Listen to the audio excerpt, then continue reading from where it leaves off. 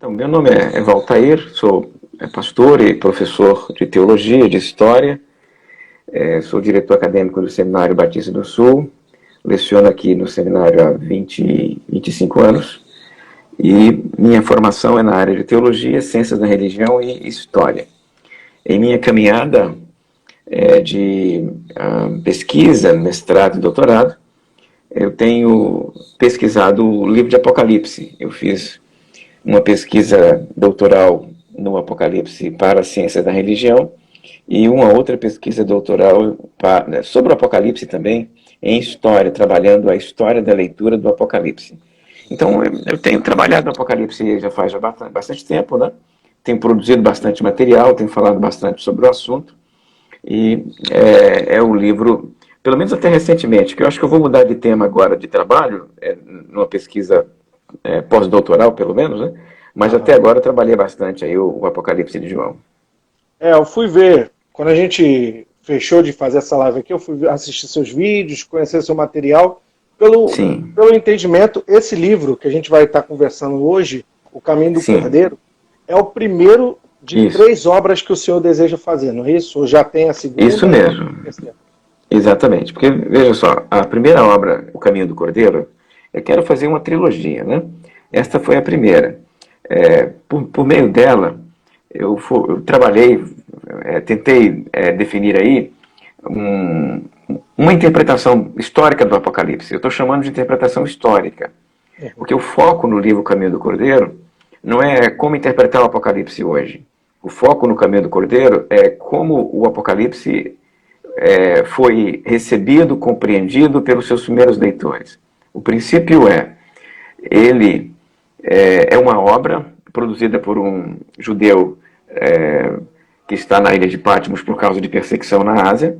Na ilha de Patmos, esse judeu tem acesso a experiências estáticas, ele ascende ao céu, ele recebe revelações estáticas. Após essas experiências espirituais, ele escreve essas revelações em 3 momentos. E esse texto dialoga intensamente com tradições apocalípticas. Tradições apocalípticas que o João conhecia e que seus leitores também conheciam.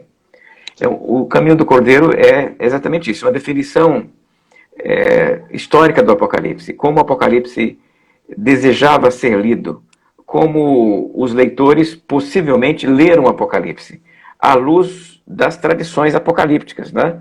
Então, não com os olhos nossos, mas com os olhos deles. E os olhos deles, a forma como eles liam o Apocalipse, é por meio de outros apocalipses. Daniel conta, evidentemente, que conta, as escrituras judaicas contam, evidentemente, que contam, mas além das escrituras judaicas e do Daniel, havia um conjunto de outros livros que funcionam como pano de fundo para a compreensão do Apocalipse dos primeiros leitores. Então, o Caminho do Cordeiro é isso. De que maneira os leitores entenderam o texto, o que João quis fazer com o Apocalipse. O Apocalipse, então, ele é um instrumento nas mãos de João para fazer alguma coisa na vida dos seus leitores. O que João quer fazer, o que João tentou fazer e o que os leitores entenderam a partir daí. Então, essa que é a obra O Caminho do Cordeiro. Depois disso, eu fui, Davidson, para um segundo momento, que é tentar entender como o Apocalipse foi lido depois disso. E eu fiz uma pesquisa, então, até o século XIII, até um monge chamado Joaquim de Fiore. Então, do Apocalipse de João até o século XIII, o Joaquim de Fiore, eu trabalhei no meu segundo livro, que é o livro Mártires e Monges. Então, do século I ao século XIII é o livro Mártires e Monges. E veja, a trilogia segue, então, a partir daí, porque eu preciso, depois disso, refletir depois do Joaquim. O que aconteceu com o Apocalipse depois do Joaquim. Então, século XIV, XV, XVI, até o mundo contemporâneo. Essa terceira obra, então, pegaria do século XIV até o século XX. Esse seria o projeto de pós-doc, certo? Seria uma obra, né, para a gente trabalhar aí por mais 2, 3 anos. Perfeito. Para a gente iniciar nosso papo, bem, já entramos, né? Já tem um contexto de João. Eu queria fazer uma pergunta para o senhor. O senhor disse que quando João foi escrever o seu texto, o Apocalipse, ele tinha alguns apocalipse na sua mente, ele tinha alguma literatura que ele pensava e que era popular. Isso transcendia os textos que nós temos hoje nas Escrituras, por exemplo, o Daniel, ou um texto mais como o Ezequiel, ou as profecias do Antigo Testamento, ou tinha algum tipo de influência, por exemplo, dos fenícios, ou do texto de Enoque, porque o senhor trabalha aqui o texto de Enoque, né? Enoque, Uhum. o primeiro livro. Eu gostaria que o senhor Sim. falasse mais ou menos quais são essas influências que João sofre para ele começar a escrever ali a sua obra. Né? Então veja só, Davidson, que a questão é o seguinte, nós temos que definir Hum, os antecedentes do Apocalipse. Ou seja, o Apocalipse de João não foi o primeiro Apocalipse. Não foi. Ele escreveu esse livro no final do primeiro século, no ano 96, possivelmente 96, 90, 96 a data mais ou menos. Mas ele não é o primeiro Apocalipse. Os judeus já conheciam outro. O Enoque que você mencionou era um Apocalipse muito conhecido. Ele é tão conhecido que foi citado pelo autor de Judas, que está na Bíblia. Né? O livro anterior ao Apocalipse, o Judas, uhum. citou Enoque.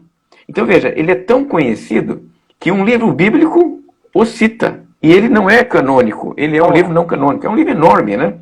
Uhum. É um livro grande, tem mais de 100 capítulos. Então, os judeus conheciam o livro. Ele não era canônico, sim, mas ele era conhecido. Eu gosto de ilustrar isso da seguinte maneira. Pensa comigo aqui. Hoje, o crente, o cristão, a ovelha do pastor, lê a Bíblia e mais alguma coisa. Né? No mínimo, ele vai ler a Bíblia e mais a revistinha de educação da IBD dele. Então, ele vai ler a Bíblia e a revistinha da IBD. Mas ele não lê só a Bíblia e a revistinha da IBD. Ele vai ler um livro que ele comprou na livraria evangélica da esquina.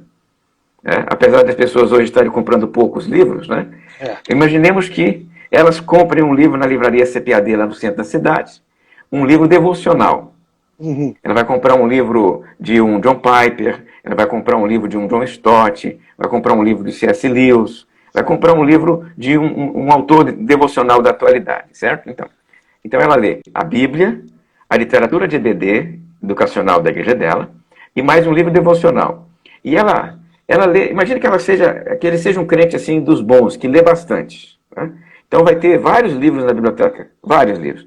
A Bíblia e um montão. Olhando para a biblioteca que está atrás de você, Davidson, você tem na sua biblioteca a Bíblia e mais um montão de outros livros. Olha aí, exatamente. Ok, desses livros que você tem atrás, veja se eu não estou correto. Você tem livros que são semelhantes à sua perspectiva teológica, ou seja, você compartilha da perspectiva teológica desses autores. Uhum. Mas tem livros na sua biblioteca de perspectivas teológicas que você não compartilha. Perfeito. Você lê livros que você não concorda com eles. Então, na sua biblioteca aí tem livros que você lê e concorda com eles, tem livros que você lê, mas não concorda com eles. Então, a sua biblioteca tem a Bíblia, que é a Escritura, tem livros que você lê, não são livros sagrados, são livros devocionais, livros teológicos, livros de doutrina, mas não são equivalentes à Bíblia, e tem livros que você lê e diverge deles. Estão na sua biblioteca e você não concorda com os caras. Eu tenho um livro na minha biblioteca que eu odeio os caras. Estão lá para eu criticar. O único papel daquele livro ali é ler, levar para a sala de aula e bater nele. Bater diante dos meus alunos. Esse livro não presta, não leio esse livro. É o que eu faço com esses livros. Mas estão na minha biblioteca. Então, é isso que é uma biblioteca. Você não lê somente aquilo que você concorda. Você lê outras coisas também. Você lê coisas que você concorda e lê coisas que você não concorda. Então, quando eu digo que os judeus eram parecidos, eu estou apenas dizendo uma obviedade. Entendi. Os judeus não liam só o Antigo Testamento. O judeu lia o Antigo Testamento, livros que eram devocionais para a época dele, que ele concordava com a perspectiva teológica, e livros que ele não concordava, mas ele lia a si mesmo, até para criticar. É isso que é uma biblioteca. É isso que nós lemos. Perfeito. O membro da nossa igreja não lê somente aquilo que ele concorda, ou a perspectiva doutrinária do pastor Davidson, por exemplo. Talvez ele tenha na biblioteca dele um livro que você não gosta, mas o seu crente gosta. Perfeito. Livro de devoção. Acontece. Então entenda que isso explica o papel de Enoque no judaísmo. Enoque não era canônico, correto? Mas Enoque era lido. Quem lia Enoque poderia concordar com Enoque, ou poderia não concordar com Enoque, mas ainda assim Enoque era lido. Você me entendeu, Davidson? Perfeito. Então imagina o seguinte, Enoque era um livro muito lido. Eu estou falando de Enoque aqui, eu poderia dizer diversos outros apocalipses. Eu poderia citar Apocalipse de Baruque, o quarto Esdras, o Ascensão de Moisés. Bom, eu posso citar um montão de livros aqui, meu irmão, um montão. Estes livros exatamente, eram livros que eles liam, não eram grafia, escritura sagrada, não estavam no nível dos livros do Moisés, não estavam no nível do Daniel, o do Isaías, mas eles liam a si mesmo. Então, estes livros fornecem o pano de fundo da literatura apocalíptica, dos apocalipses, porque eles se parecem. Quando você lê o Apocalipse de João, o Apocalipse de Baruque, o Apocalipse de Enoque, quando você lê o quarto Esdras, o que você vai perceber é que eles se parecem. Eles são muito semelhantes. Há histórias, inclusive, vou chamar de histórias, vai confundir quem está nos ouvindo. Mas há episódios, vamos chamar de episódios, é melhor assim. Há episódios, eu inclusive uso a palavra episódio no meu livro. Há episódios que aparecem em João, que aparecem em quarto Esdras, que aparecem em Enoque. Que coisa interessante, né? Que é um episódio que aparece nesses três aí. O quinto selo do Apocalipse é um conjunto de mártires debaixo do altar. Sim. E estes mártires estão debaixo do altar gritando: até quando nosso sangue ficará sem vingança? Né?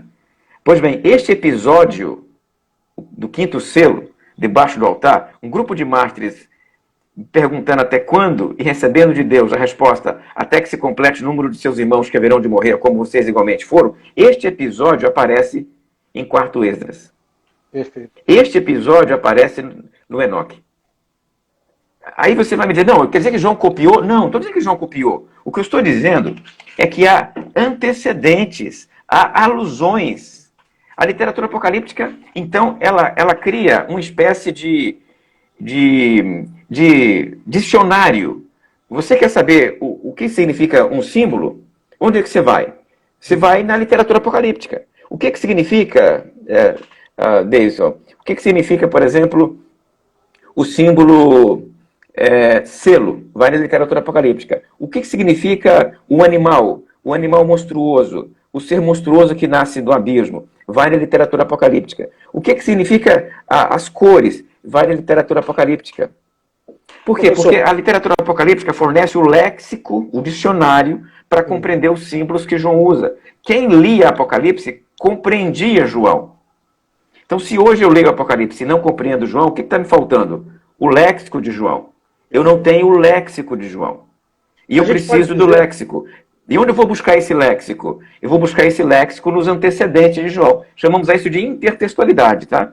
Nós buscamos o léxico nos livros que se parecem com o texto de João, nos livros anteriores a João. João pode estar fazendo citações deliberadas ou não. Não faz diferença para nós. O importante é que o léxico que ele usa está na literatura apocalíptica.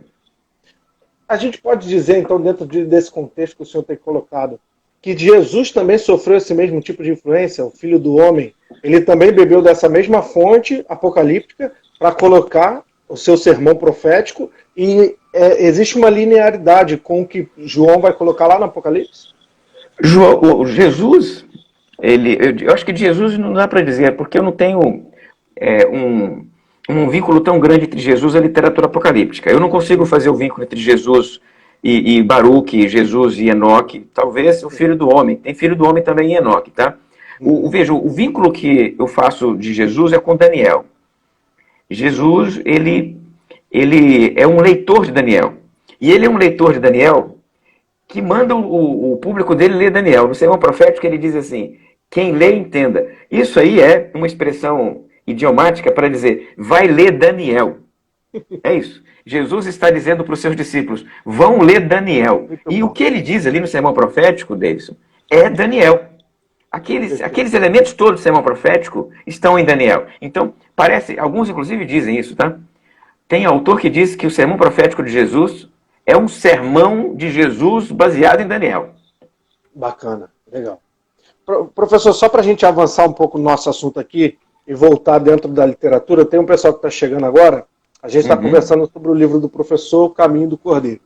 Aqui na página 39, o senhor coloca algumas coisas sobre o texto de João, E o senhor fala que o Apocalipse de João vai trabalhar como 3 partes básicas: visão, audição e descrição. O senhor poderia colocar melhor para a gente, assim, interpelar melhor para a gente? Desenvolver o assunto? Perfeitamente. A literatura apocalíptica, ela foi produzida para uma comunidade que não necessariamente lê o texto. Inclusive ele diz isso no início, tá? Ele diz assim: bem-aventurado aquele que lê, uma pessoa, e aqueles que ouvem, 2 pessoas. Então, neste sentido, os demais apocalipses também são textos para você ver, são textos para você imaginar. E não apenas ver e imaginar, são textos que deveriam provocar nos leitores, na comunidade de audiência, o desejo de participar daquele fenômeno. Autores que estudam a literatura apocalíptica argumentam que um dos papéis, uma das funções de um apocalipse era incitar novas experiências visionárias. O leitor de um apocalipse queria ver o que o apocalipse descrevia. Ele não queria simplesmente ler o Apocalipse, ele queria ver aquilo. Então, quando ele lê lá, ele ouve, né? Porque um leitor lê e os outros ouvem. Quando alguém ouve a descrição no capítulo 4 e 5 do trono de Deus e do cordeiro que pega o livro, o rolo selado, o que aquele texto quer é que o leitor experimente aquela visão e veja aquilo. Não é simplesmente ouvir ou ler, muito menos ler, porque pouquíssimos leem. Então, o Apocalipse é um texto muito mais para ser ouvido e visto do que para ser lido. Eles eram escritos para provocar a visão, né?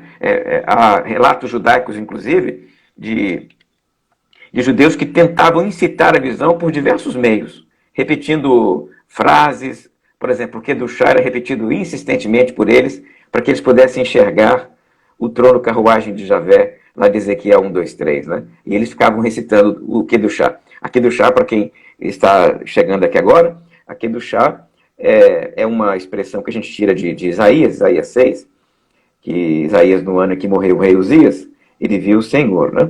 E em volta do trono de Javé havia seres, e esses seres cantavam sem cessar um canto que era Kadosh, Kadosh, Kadosh, Yavet Sabaoth. É isso. E aí, isso deu origem à expressão Kedushá. Kedushá é recitar o Kadosh, Kadosh, Kadosh, Yavet Sabaoth. E os judeus entendiam que, recitando o Kedushá, eles poderiam ver o que Isaías viu. E aí eles criavam as regras, né? Então, recitar durante tantas vezes, tantas horas direto, em jejum, em uma certa posição, olhando para não sei o quê, e aí você vai enxergar o trono carruagem de Javé, e Javé assentado lá no trono dele. É apenas uma ilustração para dizer o seguinte: esses apocalipses, então, Davidson, não querem apenas produzir texto para leitura, nada disso. Esses caras querem produzir visão. Eles querem que os leitores vejam o que eles viram. É uma iconografia, mais ou menos assim, ou não? É uma visão profética mesmo, uma visão de esperança. É visão do trono de Javé. O que os autores apocalípticos querem é que os leitores vejam o trono de Javé. Era a grande ansiedade de um apocalipse, ver o trono de Javé. Não era só uma imaginação, não era uma esperança, uma invocação mesmo. Olha, vamos falar, vamos pensar, porque nós vamos ver. Vamos recitar aqui, porque nós queremos ver o que João viu. Perfeito. Mais à frente, a gente começa a encontrar alguns conteúdos bem curiosos no Apocalipse, professor. E assim, tem muita gente que está nos ouvindo, tem irmãos lá da igreja que têm participado, e são perguntas que vêm todos os dias, né? É comum muito, escola bíblica, nos corredores da igreja, a gente ouvir esse tipo de pergunta. Como, por exemplo, o Monte de Sião e os 144 mil. Uma pergunta: poxa, só 144 mil irão subir? Quem são esses 144 mil? Por que a Bíblia limita tanto? Será que o céu já fechou, ninguém mais vai subir, então? Não tem mais vaga no céu? Eu gostaria que o senhor desenvolvesse um pouquinho. Só antes de passar a palavra, tem até uma parte aqui do livro do senhor, na página 68, que tem um trabalho a respeito da possibilidade de ser anjo ou não ser anjos. E é bem curioso isso aí. Perfeitamente. Eu estou argumentando, você percebeu na leitura do texto, que havia uma tradição judaica que os cristãos dos primórdios também seguiam, que o destino dos crentes era, de certa forma, ser como anjos, não ser anjo, né? Assumir papéis angelicais na eternidade. Como os anjos vão cantar, como os anjos vão participar da liturgia celestial. Participam já em vida algumas pessoas especiais, e após a morte, os crentes que já morreram participarão, né, desse culto celestial, que era uma atividade angelical, e os crentes, os santos mortos, participariam também. Tá?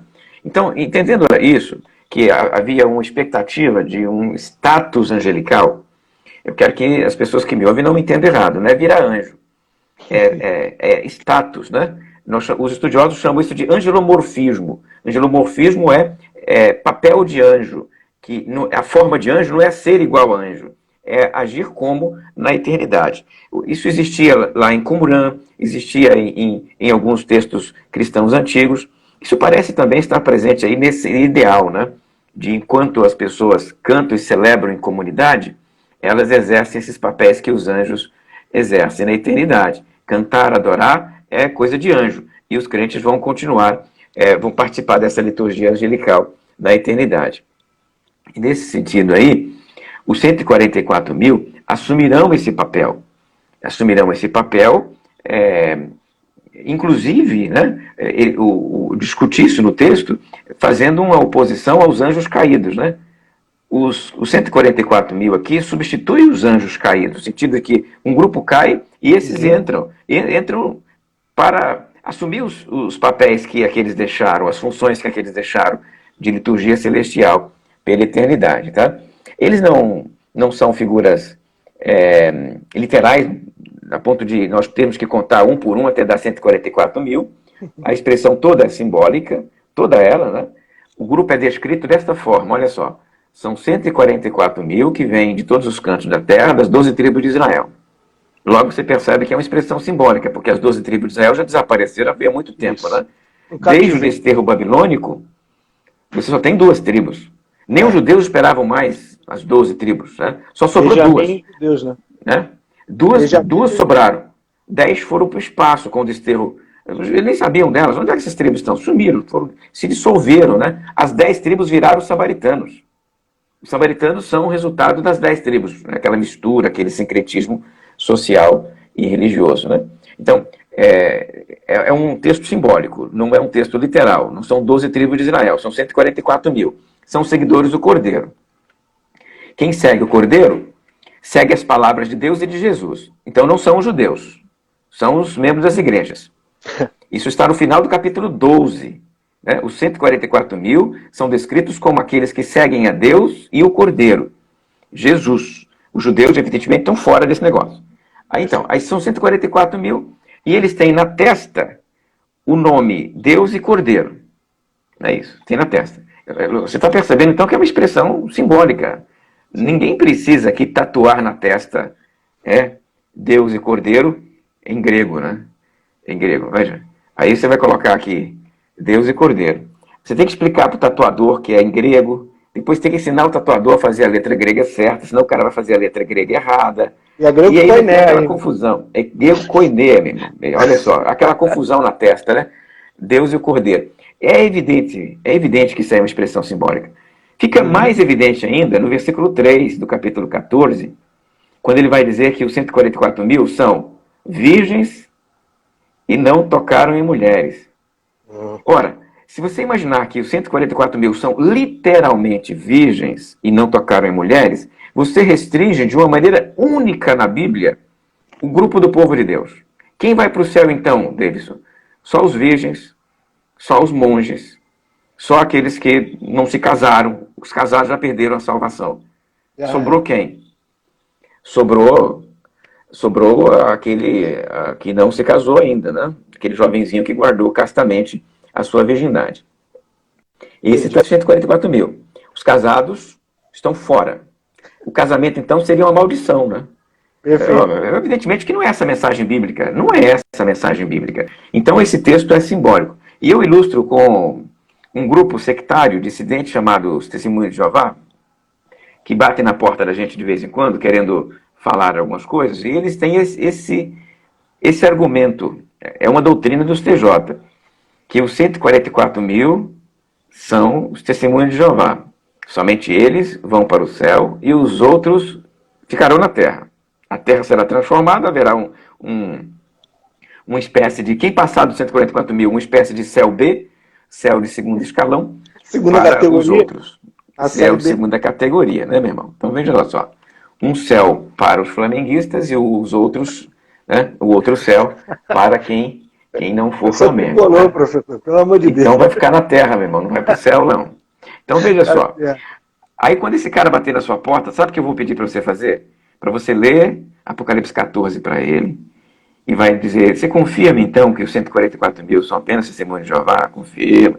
Lê o versículo 3 e diz que eles são virgens e não tocarem mulheres. Aí você confirma então que os TJ virgens vão para o céu e os TJ casados não vão? Aí ele vai levar um susto e vai dizer, não, essa expressão é simbólica. Quando ele disser isso, você vai dizer assim, concordo com você.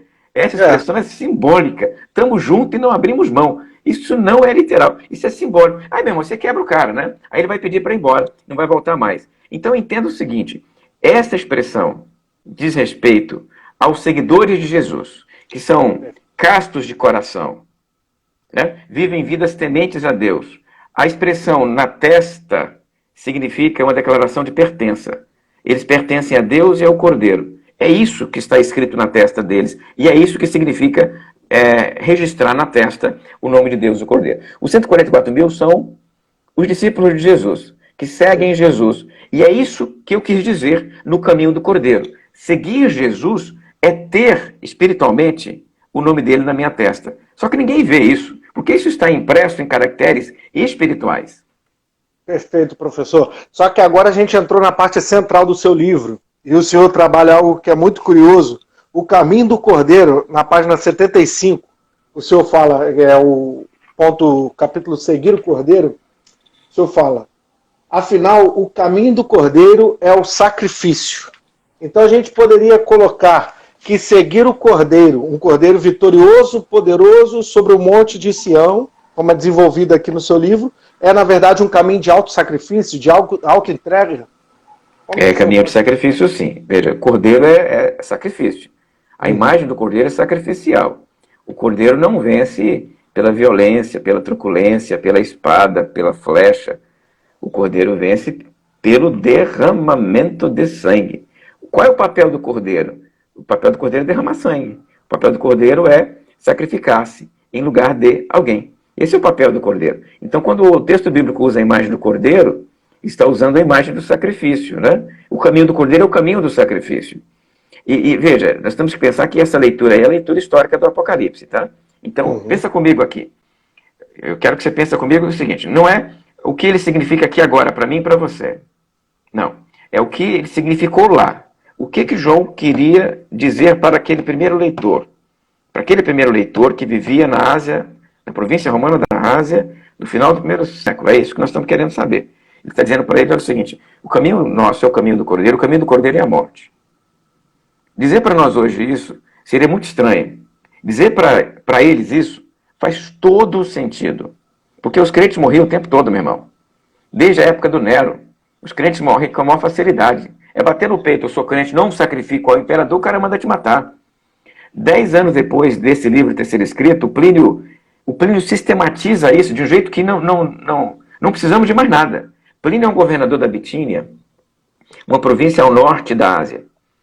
E ele escreveu um documento 10 anos depois disso aí, dizendo o que ele fazia com os cristãos. Ele pegava os cristãos, levava para o tribunal dele, ele era um magistrado, perguntava para eles se eles eram cristãos, eles diziam que sim, depois ele dizia, sacrifica ao imperador. Se o cara sacrificasse, ele mandava de volta para casa. Se não sacrificasse, sabe o que ele fazia, Davidson? Matava. Matava. Isso é o caminho do Cordeiro, meu irmão. Então dizer que este é o caminho do Cordeiro lá, faz todo sentido. Os crentes vão ser sacrificados como cordeiros até o decreto de Milão, até o edito de Milão, no ano 313. Depois disso, a leitura do Apocalipse muda. Você percebeu que depois de 313 surge o arminianismo? Por quê? Qual é a perspectiva do arminianista? É deshistoricizar, como é que fala essa palavra mesmo? Deshistoricizar, essa palavra. o Apocalipse. Porque o Apocalipse historicizado, naqueles termos, demoniza Roma, demoniza o imperador. E demonizar Roma agora cristã não fazia sentido. Demonizar o imperador, que era agora o protetor da igreja, não fazia sentido. Então o que eles fazem com o Apocalipse? O Apocalipse sai da história e vai para o universo, né, da teologia transcendental de Agostinho de Hipona, e daí para frente você sabe o que aconteceu. Então entenda comigo aqui, para aqueles primeiros leitores, isso aqui era sacrifício mesmo, era morrer por Cristo. Você tem dois caminhos, ou você morre com Cristo, quando ele voltar ele te ressuscita e você tem a bonança, ou você rejeita o caminho do Cordeiro e abraça o caminho da besta. A besta não vai te matar neste caso, mas quando Cristo voltar, você morre pela espada que sai da boca dele. Então, o caminho do Cordeiro coloca diante do leitor do Apocalipse duas possibilidades muito claras. Ou você segue o Cordeiro e aceita que pode morrer por causa dele, nas mãos da besta, mas quando ele vier, ele ressuscita você e você reina com ele. Ou você rejeita o Cordeiro, abraça o caminho da besta, você não morre agora, mas morre quando Cristo voltar. Perfeito. É o caminho. São as duas possibilidades que o Apocalipse colocou para os seus leitores. Então, naquele momento era isso. Era morte mesmo. O João esperava a morte de muitos seguidores de Jesus num prazo muito curto. A expectativa do Apocalipse era que muitos crentes morreriam num prazo muito curto. E aconteceu isso. João acertou. É o que acontece. Vai acontecer durante os 2 próximos séculos aí. 200 anos. Os cristãos sendo ceifados a todo custo. Exatamente. Professor, o senhor citou a besta. A gente tem a figura de 2 bestas no Apocalipse, que é a besta que subiu da terra, a besta que subiu do mar. Temos a grande prostituta, que tem a comparação com Babilônia, e temos o dragão. Temos figuras terríveis aí, que são opostas ao cordeiro, né, que é a figura de Cristo. Isso. De algum modo, essas figuras, vamos colocar do mal, assim, as figuras que representam o mal, elas estão ligadas com o tempo, com o governo do tempo presente, com Roma, com as imposições e opressões que a igreja tem enfrentado naquele contexto? É isso? Essas figuras vão representar esse poder do tempo deles? Então, você deve ter percebido que, como o livro O Caminho do Cordeiro é uma leitura histórica do Apocalipse, eu não saí do tempo do Apocalipse. E sim, neste sentido, a besta é o imperador Domiciano, a besta do mar, né, é o imperador Domiciano, a besta da terra são os agentes, os sacerdotes imperiais que estavam na província da Ásia. O dragão é o diabo que instrumentaliza Roma para perseguir a igreja, porque isso aparece a partir do capítulo 14, né? Não, desculpe, do 12. No capítulo 12 você tem a mulher. A mulher, ela é o Israel, é assim que eu interpretei no livro, tá? É o Israel, que deu origem a Jesus e deu origem à igreja. No final do 12, você percebe isso. Lá no 12 diz assim, final do 12, o dragão vai perseguir o restante da descendência da mulher. Isso mesmo. Que são aqueles que seguem a Deus e o testemunho de Jesus. Ok? Então, não tem dúvida nenhuma. Os descendentes da mulher são os discípulos de Jesus, são a igreja de Jesus. Então, se a mulher é Israel, os seguidores de Jesus são a sua descendência, o dragão vai perseguir a descendência da mulher porque ele está irado. Isso está no capítulo 12. Ele não conseguiu destruir Jesus, a criança messiânica, ele não conseguiu destruir a mulher, ele não conseguiu vencer a guerra no céu, isso está no capítulo 12, tudo no 12. Irado na terra, irritado na terra, ele lança uma perseguição contra a igreja. Só que ele não pode perseguir a igreja diretamente, o dragão não pode, de repente, pegar a igreja e sacudir a igreja. O que ele faz? Ele instrumentaliza as bestas.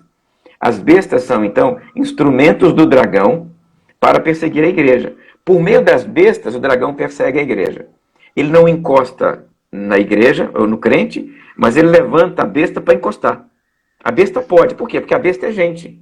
É gente instrumentalizada pelo dragão. Eu vou ilustrar com um caso contemporâneo. É uma ilustração contemporânea só, para quem está me ouvindo aqui. Tá? Alguém chega para mim e diz, pastor, de noite o diabo pegou no meu pé. Eu vou responder para ela o seguinte, não, o diabo não pode pegar no seu pé. O diabo não toca em você, crente em Jesus Cristo. Mas ele pode instrumentalizar o traficante para entrar na sua casa e pegar no seu pé. Ele pode instrumentalizar um bandido para arrombar a porta da sua casa e pegar no seu pé. O dragão mesmo não pega, mas ele instrumentaliza o bandido, o traficante, o homem mau, para poder pegar no pé. Correto? E é assim que funciona a obra do dragão. O dragão não faz diretamente, mas ele instrumentaliza pessoas para fazer a obra dele. Então a igreja, ela sofre durante a história reveses nas mãos das bestas levantadas pelo dragão. Porque essas bestas deles, elas se repetem na história. Elas vão se repetindo de tempos em tempos, até o final dos tempos, até o final que antecederá a volta de Jesus. E aí esta besta do final dos tempos eu chamo de a besta escatológica, né? A super besta, a besta das bestas. Perfeito. Agora vamos fazer só uma vírgula aqui, a gente tem alguns comentários, vou aproveitar para dar uma lidinha aqui. O Fernando deixou um comentário aqui, professor. É possível dizer que a Apocalipse judaica é uma narrativa existencial que ecoa durante a história? Então faz parte da existência, da realidade deles, mas se repete, eu acho que entra dentro do que você está falando da besta, né? Uhum. Sim, sim. Dizer que é texto existencial, acho que é exagerado, né? Porque os textos não foram escritos para isso, né? Mas sim, ele tem efeitos existenciais. Eu acho que dá para dizer isso, tá? Então não é que o texto é existencial, mas ele tem efeitos existenciais. Você pode olhar para esses textos e encontrar fenômenos que se repetem na história. Perfeito, professor.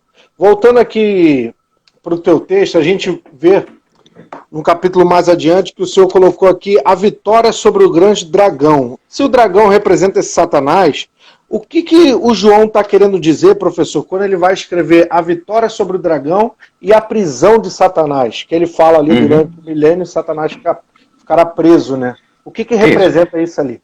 Davis, historicamente não há mistério não, tá? Não há mistério historicamente não. Porque nós temos antecedentes disso na tradição judaica. Você não tem antecedente disso no Novo Testamento. Você não tem antecedente disso? Ok, talvez tenha. Talvez um versículo de Isaías tenha sido a base do milênio. Um versículo de Isaías. Mas a ideia é a seguinte. Você tem na tradição judaica antecedentes da prisão dos anjos. Prisão essa até o juízo final. Então, você tem uma perspectiva de prisão. Os anjos estão aprisionados. Tá? E não apenas isso. Você não tem apenas a perspectiva de que os anjos estão aprisionados ou estarão aprisionados, dependendo da forma como você lê o texto. Mas você também tem a ideia do milênio na Terra. E para isso eu devo dizer o seguinte. Os judeus, de uma maneira geral, agora eu vou fazer uma generalização, tá? Porque é um conjunto muito grande de obras. Então, os autores, eles não são necessariamente aqui acordes em uma série de questões. Então, em linhas gerais, quando o assunto é reino de Deus, o judaísmo do Segundo Templo, o judaísmo do período interbíblico, ele tinha a perspectiva de, uma de três, tá? Ou ele entendia que quando Deus intervisse, Deus iria terminar com essa história e inaugurar um reino completamente transcendental. A perspectiva de Deus intervém e o reino será transcendental. Ou ele entendia que Deus intervém e o reino será na terra. Deus intervém, restaura a terra e o reino dele vai ser na terra. Então, até agora duas, certo? Aquele judeuzinho que imaginava que o reino vai ser transcendental e aquele judeu que imaginava que o reino vai ser na terra. Surgiu uma terceira hipótese, uma terceira sugestão que aparece na literatura judaica, em algumas fontes muito interessantes. E essa terceira literatura diz o seguinte: Deus vai inaugurar o reino na terra durante um certo tempo. E depois ele destrói a terra e o reino será transcendental. Então, essa terceira via pegou um pedaço da primeira, um pedaço da segunda e fez a terceira. A terceira o reino será um tempo na terra e depois na história, na meta-história, no mundo transcendental. Eu vou dar alguns exemplos. O quarto Esdras disse isso. O quarto Esdras disse que haveria um reino na terra durante um período. E depois desse período, ele diz 400 anos, tá? Quarto Esdras diz que haverá um reino na terra por 400 anos. E depois de 400 anos, haverá o fim do mundo, o juízo final e o mundo transcendental. Reino na terra é paz na terra, felicidade na terra, tranquilidade na terra, Messias na terra, isso tudo, tá? Então, reino na terra por 400 anos, diz lá o quarto Esdras. E tem outro livro, Apocalipse de Baruque. Apocalipse de Baruque diz que é uma semana de anos. É diferente, né? Diferente, uma semana de anos. Ok. Tem o primeiro Enoque também tem um período desse de paz na terra. Então você tem na tradição judaica aí algumas obras que pegaram um pedaço da primeira hipótese, um pedaço da terceira hipótese e fizeram a terceira hipótese, que é o reino de Deus será um período na terra e depois no mundo transcendental. Né? O que João faz aqui no Apocalipse? João abraça a terceira via. João abraçou a terceira via. O milênio é a terceira via, Davidson. É exatamente isso. O que ele faz? Ele diz, Jesus volta, capítulo 19 do Apocalipse, ressuscita os mortos, prende Satanás durante 1000 anos. Depois, juízo final e Nova Jerusalém. O que é isso aqui? Isto aí é a terceira via. Terceira via que é judaica, terceira via que tem antecedentes, você tem textos, os leitores deviam conhecer a terceira via. Você não tem a terceira via dentro do Novo Testamento, a não ser em João. Mas João abraçou a terceira via. Então, veja só. Se você não está me perguntando o que eu penso do assunto, se você não está perguntando o que o autor de sistemática pensa do assunto, se você não está perguntando o que o pregador de escatologia pensa do assunto, se você perguntar para mim o que João queria dizer com isso, eu vou dizer para você, à luz da exegese histórica, que o que ele quer dizer com isso é: haverá uma ressurreição dos mortos, literal, dos crentes, dos santos que morreram em Cristo Jesus. Estes mortos reinarão em Cristo na terra durante um período milenar, e após o período milenar, o juízo final e a Nova Jerusalém. É isso. Essa que é a perspectiva histórica de leitura do milênio. Mas você vai dizer, mas não faz sentido, eu não concordo com isso, isso não é legal. Bom, é problema nosso se não é legal, é problema nosso se a gente não entende esse negócio, mas esta é a perspectiva histórica, essa é a exegese histórica do texto, tá? Eu lembro a você que essa exegese histórica, ela é majoritária até a conversão de Constantino. Depois disso, meu irmão, aí fica complicadíssimo demais. Porque o Apocalipse não podia mais descrever nada na história. Porque a Roma é cristã, meu irmão. O imperador é cristão, é dos nossos. Ele é irmão. A capital do império é também a capital da igreja. Olha, então o Apocalipse não pode falar essas coisas. E o milênio, então, foi espiritualizado. Perfeito. Então, a espiritualização do milênio é explicada historicamente. O desconforto de Agostinho na leitura quiliasta, que era assim que eles chamavam, né? Eles chamavam de leitura quiliasta, tá? A leitura histórica do milênio. O desconforto de Agostinho com a leitura quiliasta é por causa do império cristão. Né? Se o império não fosse cristão, se Agostinho fosse perseguido, igual o Justino foi, igual o Irineu foi, se Agostinho fosse perseguido igual esses caras foram, ele faria uma leitura quiliasta também. Seria uma leitura diferente. Seria um teólogo diferente. É bem diferente. Tá certo. Mas a gente tem aí mais 10 minutinhos de papo, a conversa vai rendendo e o tempo voa. Eu queria ir para a parte final. A gente tem uma grande esperança no Apocalipse. No capítulo 21 e 22, o texto vai apresentar para a gente que Deus, o João, né, o escritor, ele vê a criação de um novo céu, de uma nova terra. Ele vê que as condições antigas da realidade existencial humana de hoje são passadas. Se a gente falar histórica, as condições dele, né, da realidade dele, ali da igreja, são passadas, e eis que tudo se fez novo. E aí é um novo lugar, um novo céu, uma nova terra, onde Deus está através do seu Cordeiro, e ali o Cordeiro reinará para sempre. Esse é um tipo de esperança que há na Apocalíptica e na escatologia. Eu gostaria que o senhor tratasse historicamente para a gente o que João está imaginando, está pensando, e fizesse um paralelo com o hoje, com a nossa realidade, com o tipo de esperança que a igreja poderá ter. Ok. Tá bom. Então veja só. A Nova Jerusalém de Apocalipse é uma releitura. Ó, eu coloquei aí, Davidson, o meu canal no YouTube, youtube.com.br Valtair Miranda, Porque os colegas que nos ouvem, os amigos que nos ouvem aí, de repente querem ouvir algo mais sobre isso. Eu tenho no meu canal uma série de vídeos, sobre milênio, apocalipse, arrebatamento, tribulação, sinais proféticos, tem um monte de coisa lá, e está lá no canal de graça, ninguém paga nada, é só assistir, são vídeos pequenos de 6, 7 minutos, e aí eu peço aí o povo aí para lá assistir, e se inscrever no canal também, tá?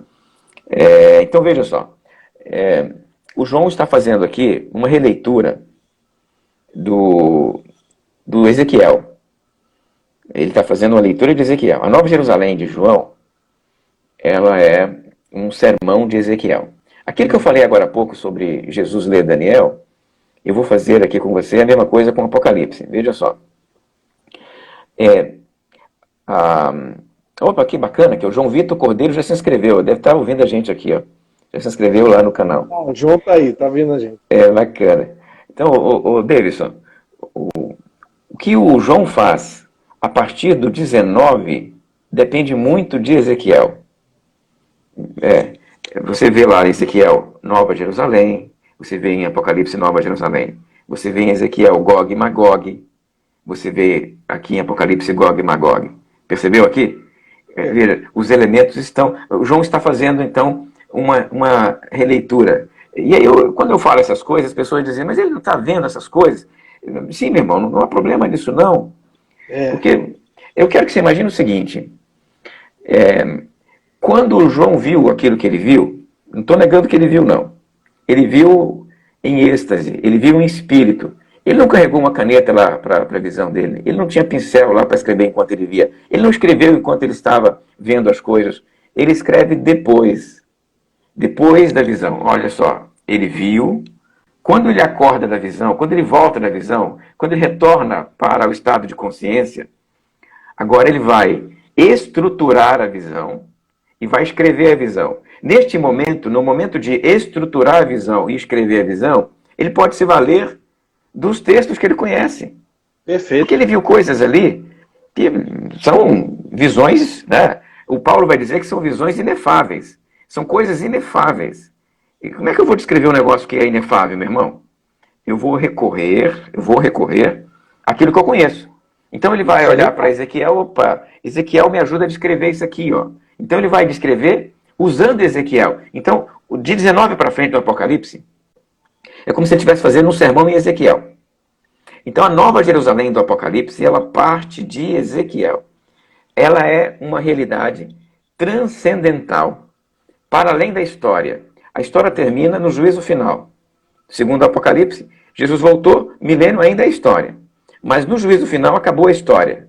Então, quando o capítulo 20 termina, ele termina com o fim da história. Por quê? Porque o 20 termina também com o juízo final. No 21, já estamos fora da história. Os livros são abertos, você tem lá os galardões revelados, e a partir de então, a Nova Jerusalém aparece. E ela é descrita longamente com traços simbólicos, né? Esses traços simbólicos, de novo, todos estão evocando Ezequiel, todos eles estão evocando Ezequiel. Você pode encontrar elementos de Ezequiel aqui o tempo todo, mas é para lembrar para a gente sempre que isso aqui é uma descrição de uma realidade transcendental. Esta realidade, como nós a conhecemos, será descontinuada.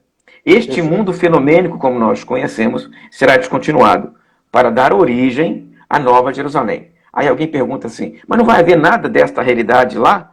É possível, mas se houver, será numa transformação tal que nós podemos usar a palavra nova, novo, para descrever.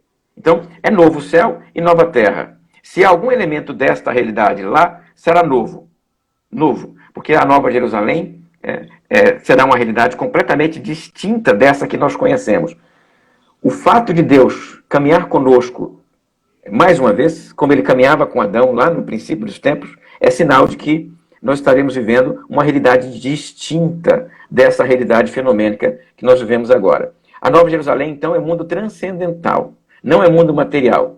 Então não é árvore material, não é rio material, não é chão material, não é ouro material. E quando eu falei um negócio desse aqui, eu lembro que uma oportunidade, um irmão ficou muito chateado comigo, porque eu falei que o ouro era símbolo, né? Ele falou, não, o ouro não é símbolo não, pastor. O ouro tem que ser de verdade. ouro de 24 quilates, né? Eu não entendo muito bem de ouro, eu não sabia se ouro de 24 era igual ao de 18, qual que era melhor, mas eu achei aquele estranho, porque ele disse que se não tivesse ouro de verdade no céu, o céu não seria céu para ele. Eu fiquei imaginando que na cabeça é esse meu irmão, né? Não faz sentido um troço É a desse, né? tradição, né? É, É criado não na tradição. precisamos de ouro de verdade no céu. Ouro é dessa realidade, meu irmão. A nova realidade é completamente diferente. São elementos distintos. Deus criou esta, pode criar uma outra, muito melhor do que esta. Pode ser essa transformada naquela? Pode. Mas, se isto acontecer, será de tal maneira que a nova realidade será distinta dessa, nos termos de 2 Pedro. Você lembra de 2 Pedro? Pedro diz o seguinte: os céus se enrolarão como um pergaminho abrasados pelo fogo. Meu irmão, depois disso, o que sobra dessa realidade aqui? Não sobra nada, né? É. Mas a gente, olhando para toda essa consumação, porque a gente pode citar outros teólogos, professor, que citam essa parte do fim de Apocalipse, e eles dizem: a esperança final não é a consumação, não é o fogo, a incineração. A esperança final é a recriação. É um Uhum. novo mundo, um novo céu, uma nova Isso. terra. Hoje, Correto. dentro da pandemia, dentro das circunstâncias que nós estamos vivendo, de medo, de incerteza, de desemprego, de insegurança, a gente pode olhar para o Apocalipse, para a escatologia, e aguardar essa esperança de que Cristo voltará e reinará sobre todas as coisas, e irrompirá na história, criará uma nova realidade? Sim, Podemos... essa é a mensagem do Apocalipse. Apocalipse ele serve basicamente para duas coisas. Se você me pergunta qual é o propósito, eu diria, o propósito do Apocalipse é duplo. De um lado, ele serve para confrontar o vacilante, aquele crente instável, aquele crente que está pensando em desistir. Ele confronta o vacilante. Então, é um livro para sacudir quem está desanimado. Mas, ao mesmo tempo, é um livro para confortar quem está sofrendo. O sofredor recebe consolo nesta mensagem. Perfeito. E nesse sentido, ele conforta quem sofre e sacode quem vacila. Ele tem essa dupla orientação, tá? Então, é para isso que ele serve. Pega o Apocalipse, você tem um crente na sua igreja que está vacilando, aquele crente que não está levando nada a sério, pega o Apocalipse e joga na cabeça dele, meu irmão. Lembra ele do que vai acontecer lá no final dos tempos. Lê o Apocalipse 13 para ele, descreve as bestas para ele, dá uma sacudida nesse irmão. Você tem um crente que está sofrendo, nossa, está pagando um alto preço pela vida cristã. Como esse crente sofre?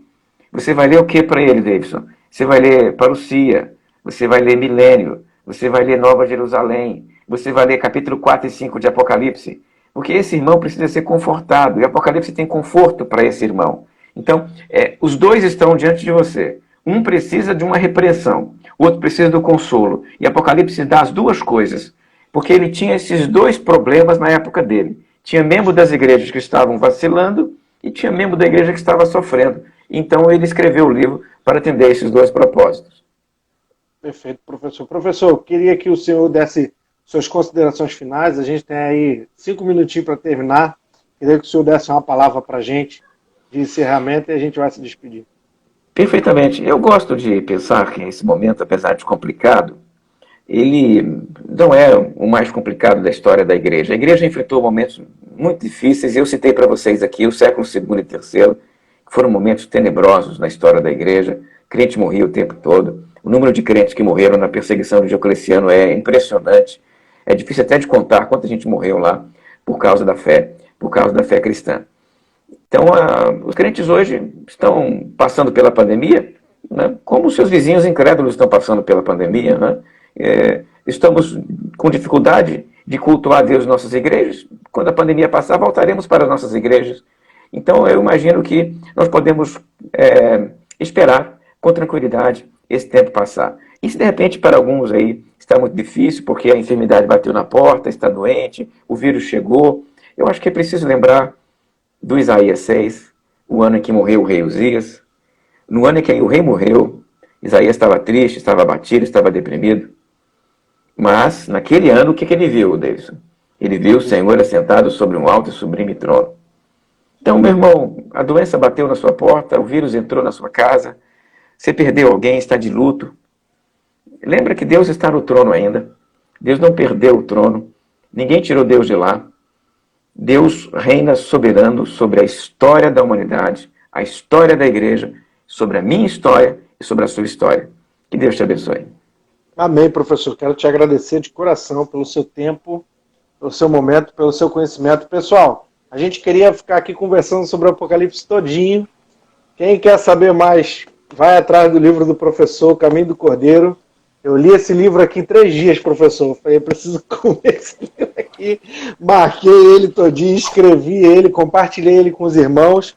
Obrigado por escrever esse livro, obrigado por esse tempo e pelo seu conhecimento. Tá bom, Davidson. Agora você vai ler a continuação, né? O Mártires e Monges. Já saiu? Já tem publicado? Ou não? Já tenho o livro já, meu irmão. Editora Capenck. Você pode comprar comigo pela Amazon. Lá na Amazon você acha o livro. Ou então você me manda um endereço que eu pego uma fila do correio e mando para ti. Então fechou. A gente vai atrás disso aí. Obrigado de coração, tá, professor? Pessoal, Valeu. Quem quiser acompanhar aí o material do professor, antes de eu encerrar com ele, tá aqui, ó, fixado, youtube.com/Valtair Miranda, não é isso, mestre? Isso aí. Exatamente. Vai lá, vai estar o material todo lá. Obrigado, professor. Um abraço. Valeu. Abraço para todo mundo. Tchau.